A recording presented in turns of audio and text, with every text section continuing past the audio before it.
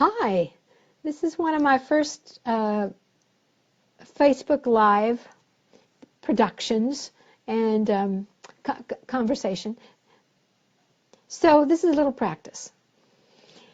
I've been thinking about how stressful it is this time of year. Teachers, students, even parents get all stressed out. There's all kinds of things going on. The weather is nicer. Kids don't want to come in from recess.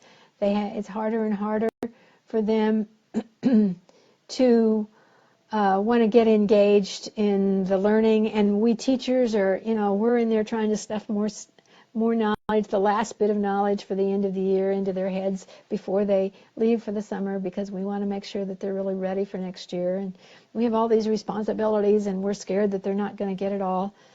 So it's a very stressful time for everybody. Now, I had a para friend who was talking to me the other day, and she was telling me how when the teachers were having a terrible time on the playground when it was time for the kids to come in, because the kids settle down. They couldn't get in line, and they couldn't get them settled down so they could go into the school in an orderly way. And it was driving the teachers crazy. In fact, it was driving them so crazy that they called a meeting with the principal and said, it was after school, and they called the para in even. They said, what can we do? What ideas do we have to get these kids going and to get them calmed down? It's driving us crazy. And of course, they were doing the typical thing. Well, what kind of discipline can we do? Well, we can send them to the office. We can take away recess. We can take names of kids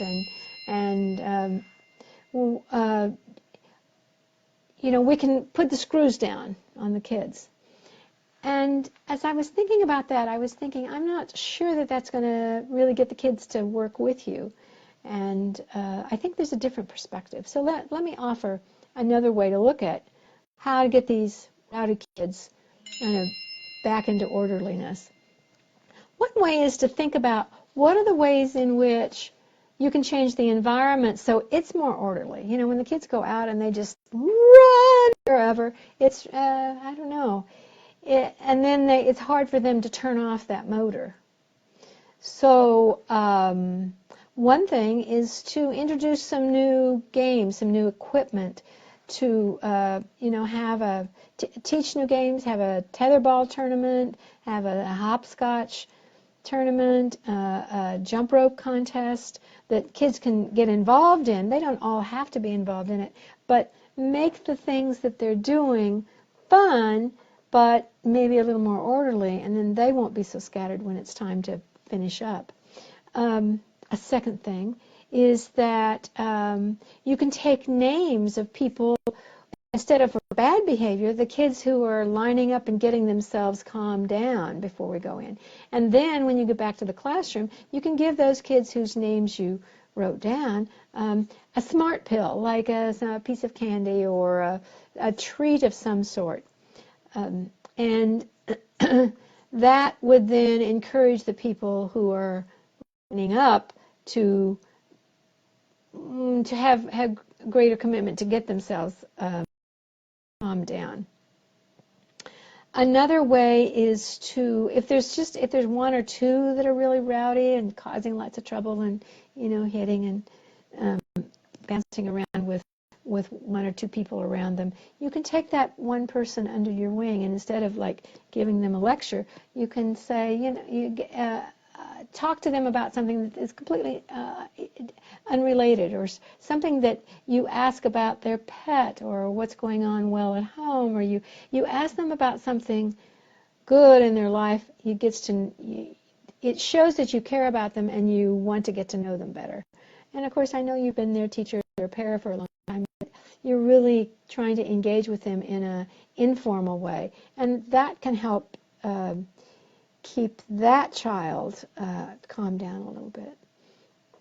And finally, I think if it's really widespread, class meetings can be very, very productive.